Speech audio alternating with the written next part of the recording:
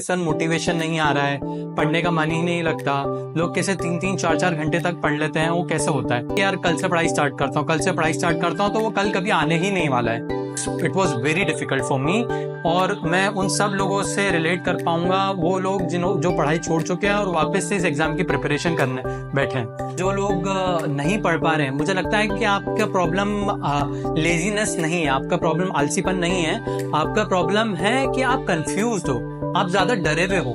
मतलब आप करना चाहते हो ये एग्जाम, पर आप कंपैरिजन में अटके हुए हो। देखो मैं आपको एक शॉर्ट इसका तरीका बताता हूँ। आज से स्टार्ट करो और सिर्फ 5 मिनट पढ़ना, सिर्फ 5 मिनट पढ़ना। मैं आदाब दोस्तों, my name is Khawar Khan and I welcome you back to Khan talks SSC.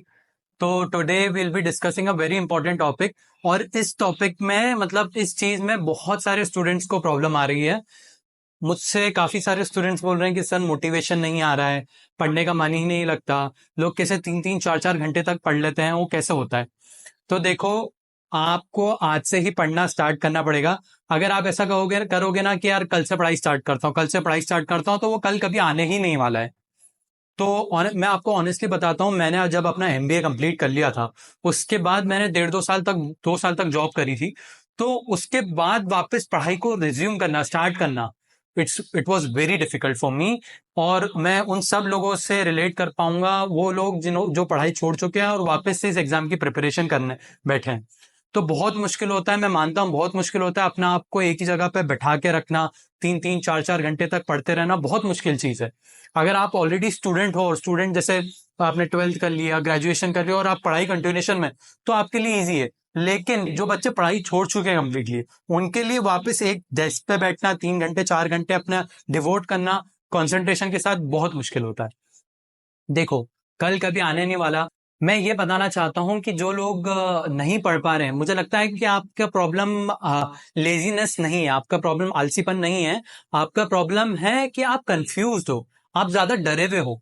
मतलब आप करना चाहते हो ये एग्जाम, पर आप कंपैरिजन में अटके हुए हो कि यार वो बंदा अच्छे से कर रहा है, या फिर उसने एक बार में अटेम्प्ट क्लियर कर लिया, उसने 4-5 बार में नहीं किया। अगर आप अपने आप को कंपेयर करते रहोगे दूसरों से, तो आप कभी भी अपनी पढ़ाई पे फोकस नहीं कर पाओगे। तो देखो मैं आपको एक शॉर्ट इसका तरीका बताता हूँ। आज से स्टार्ट करो और सिर्फ 5 मिनट पढ़ना, सिर्फ 5 मिनट पढ़ना। मैं बताता हूँ, मुझे हिस्ट्री बहुत ज्यादा ही बोरिंग लगता था, हिस्ट्री। तो उसके लिए मैं क्या करता था ना, कि मैं जैसे पढ़ने बैठा हिस्ट्री, और मुझे मुश्किल से 10 मिनट पढ़ा, मुझे नींद आने लगती थी। तो मैं क्या करता था ना, कि मैं अपने फोन को नहीं हाथ लगाता था। अगर मुझे जैसे नींद आ रही है तो मैं सो जाता। अगर बहुत ज्यादा नींद आ रही तो मैं सो गया और उठ के वापस पढ़ने लग गया, अपने फोन को हाथ नहीं लगाया। देखो, ऑनेस्टली बताऊं, इसका बहुत अच्छा तरीका है। मैं क्यों लोगों को बार बार, मैंने एक 70 डेज का मॉक चैलेंज भी निकाला था, क्यों मैं सारे एस्पिरेंट्स को बार बार ये बोल रहा हूँ कि मॉक टेस्ट दो, मॉक टेस्ट दो। क्यों? क्योंकि अगर आप एक फुल मॉक टेस्ट देते हो जो 60 मिनट का होता है, तो आप 1 घंटे के लिए फुल कॉन्सेंट्रेशन आपका उसी में, कि मुझे वो मॉक टेस्ट देना है, वो चीज करनी है, तो आपका कॉन्सेंट्रेशन बढ़ेगा और आप पढ़ने में ज्यादा आपको इंटरेस्ट लगेगा। और ट्रस्ट मी गाइस, सबसे अच्छी वाली फीलिंग, सबसे अच्छा मोटिवेशन कब आता है? जब आपके मॉक्स में आपके मार्क्स इंक्रीज होते हुए दिखते हैं। मैंने 59 से स्टार्ट किया, धीरे धीरे जब 75 बढ़े, 100 जब टच किया था, मुझे बहुत अच्छी फीलिंग आई थी कि हाँ यार मैं ये कर सकता हूँ। 100+ जब मार्क्स होने स्टार्ट हो गए थे मेरे, तो धीरे धीरे करके वो मोटिवेशन बनेगा। पर मेन चीज यहाँ इसमें क्या है कि आपको कंसिस्टेंट रहना पड़ेगा। ऐसा नहीं कर सकते कि आप एक दिन पढ़ो, 2 दिन छोड़ दिया, तीसरे दिन पढ़ो, चौथे दिन नहीं।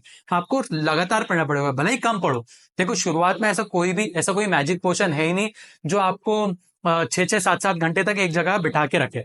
वो धीरे धीरे ही आपको अपने माइंड को ट्रेन करना पड़ेगा। कैसे करना है वो मैं आपको बताता हूँ। आज से ही स्टार्ट करो, सिर्फ 5 मिनट, सिर्फ 5 मिनट पढ़ा।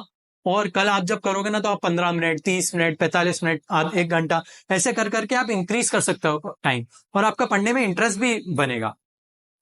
और मैं आपको एक चीज बताने वाला हूँ कि अपना जो एसएससी का है टेंटेटिव कैलेंडर आ चुका है। एंड जो अपना एसएससी सीजीएल की नोटिफिकेशन का डेट है, वो है 9 जून 2025। ठीक है, तो जून में आपका नोटिफिकेशन आ जाएगा और आपका एग्जाम रहेगा 13 अगस्त टू 30 अगस्त। ये टेंटेटिव है, पर मोस्ट प्रोबेबल डेट्स यही हैं कि टियर 1 जो प्रीलिम्स एग्जाम है अपना, वो 13 अगस्त टू 30 अगस्त के बीच में हो जाए। ठीक है, तो अब देखो मैं आपको 2-3 चीजें बताता हूँ, आपको रिलीजियसली फॉलो करना है। फर्स्ट थिंग इज कि मॉक टेस्ट देना है। उसका प्रॉपर एनालिसिस करना है। एनालिसिस कैसे कि जो क्वेश्चंस में आपको ज्यादा जो क्वेश्चंस आपके नहीं बने, रॉन्ग हुए, क्यों रॉन्ग हुए, टाइम की वजह से रॉन्ग हो रहे हैं, नहीं क्या कॉन्सेप्ट की वजह से हो रहे हैं, किस चीज की वजह से हो रहे हैं, वो सब चीज आपको लिखनी पड़ेगी। सेकंड चीज ये, या कैलकुलेशन स्पीड कम है।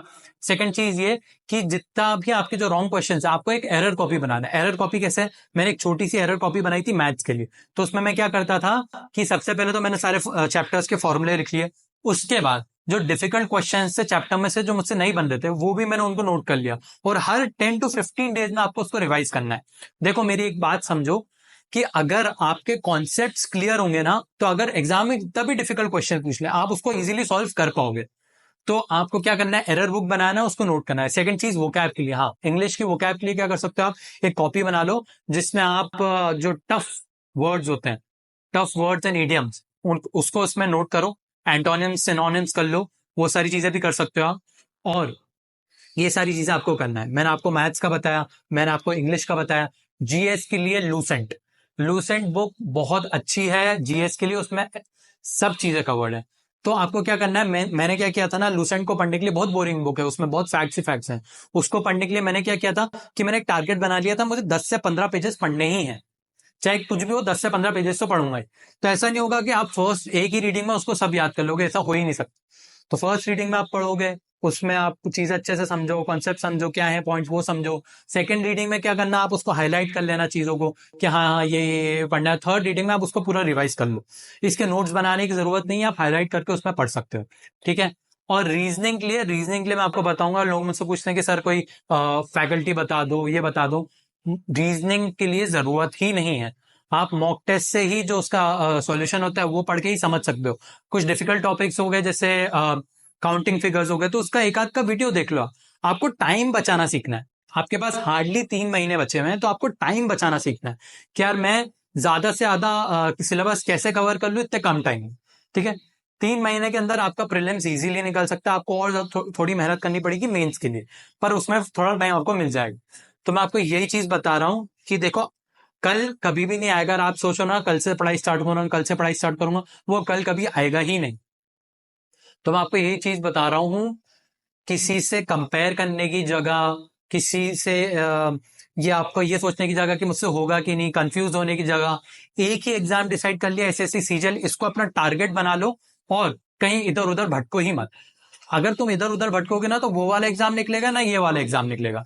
एक चीज पे फोकस कर लिया एसएससी सीजीएल, अब इस पे ही लग के पूरी तरीके से इस पे ही फोकस करना। क्या, अब धीरे धीरे बढ़ाना है आपको टाइम, जैसे आधा घंटा, 1 घंटा, 1.5 घंटा, ऐसे कर करके आप स्टार्ट करोगे ना, आपको खुद को अच्छा फील होने लग जाएगा। और जब आपके मार्क्स इंक्रीज होते हुए दिखेंगे ना, आपको बहुत अच्छा फील होगा।